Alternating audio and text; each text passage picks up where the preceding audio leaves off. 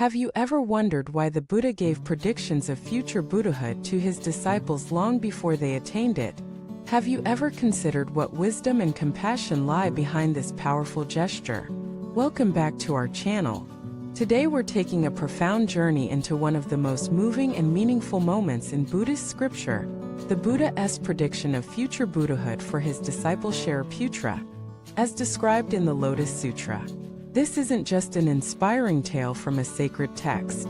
It's a timeless lesson in human potential, spiritual transformation, and the boundless wisdom of an enlightened teacher. We'll explore what it means for you, for all of us, and for the world we live in. At first glance, a prediction of future Buddhahood may seem like a distant promise, a symbolic pat on the back for faithful disciples. But when we look closer, really study the moment the Buddha declares, in the future, you will become a Buddha named Flowerlight, we begin to see something extraordinary. The Buddha isn't just encouraging Shariputra. He is showing all of us that our present limitations do not define our ultimate destiny.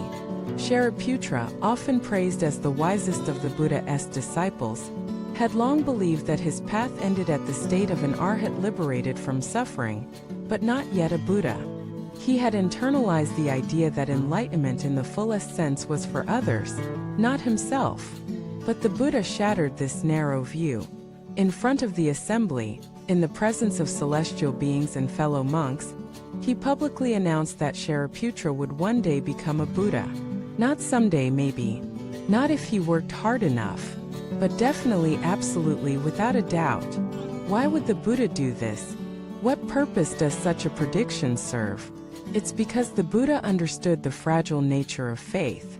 Even the most devoted student can fall prey to self-doubt. The spiritual path is long, filled with setbacks, frustrations, and uncertainty. To walk it requires not just wisdom, but an unshakable conviction that the goal is possible, that you are not walking toward a mirage, but toward a real and radiant future. By predicting Shariputra's Buddhahood, the Buddha wasn't just revealing a truth. He was planting an unbreakable seed in the disciple's heart, a seed of certainty. Think about it in your own life. How often have you given up on something not because it was impossible, but because you stopped believing it was worth pursuing? The Buddha knew that faith isn't just a warm feeling. It's the fuel of persistence. It's the light that keeps you walking when the path is dark. Shariputra's story mirrors the journey of many spiritual seekers. You may be diligent, intelligent, sincere, but deep down, a voice still whispers, not you. Others may be, but not you. The prediction shatters that illusion, tells us, yes, you. Let us go deeper. The act of giving a prediction is not just encouragement. It's a recognition of potential. In Buddhist philosophy, every sentient being possesses Buddha nature, the inherent capacity to awaken. But Buddha nature is not always visible.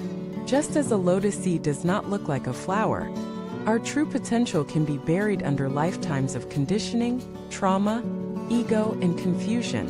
When the Buddha gives a prediction, he is saying, I see through all that. I see what you really are. This act is deeply compassionate. It is the ultimate refusal to allow someone to remain trapped in a small identity. Shariputra, the arhat, had mastered detachment. He had transcended suffering.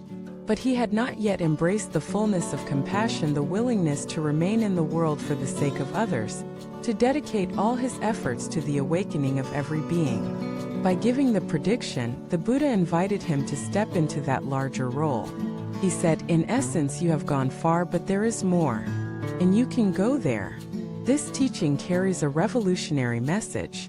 Enlightenment is not reserved for a select few.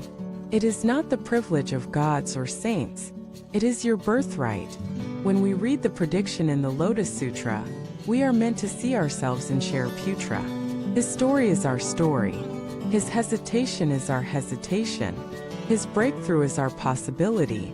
But predictions are not magic spells. They are not guarantees that require no effort. The Buddha's prediction did not mean Shariputra could stop practicing. On the contrary, it gave him a greater reason to persevere. Told him, this is the direction. Now go. And isn't that what we all need? Not a shortcut, but a direction.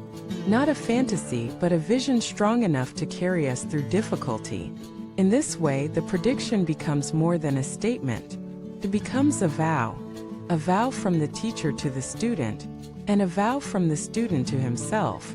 From a psychological perspective, we can see how powerful this is. When someone you trust tells you, "I believe in your future," it can change your entire orientation to life. It lifts you, calls you forward. It silences the voice of fear. This is why the Buddha didn't just teach emptiness. He taught purpose. He didn't just deconstruct delusion. He built aspiration. The story of Shariputra reminds us that no one is too limited to awaken, that even the most finished practitioner still has more to realize, that growth is infinite and awakening is vast. It also teaches us the power of skillful means. The Buddha didn't just lay out a map. He walked with his students. He watched their minds. He waited until they were ready. And then with perfect timing, he spoke the words that would change everything. In the case of Shariputra, that moment was the prediction. And from that moment, everything changed. The implications go even further. If Shariputra, the arhat who thought his journey was over, could be told he would become a Buddha, then what about you? What if the obstacles you face are not signs to stop, but invitations to go deeper? What if your current doubts are the very soil from which future enlightenment will grow?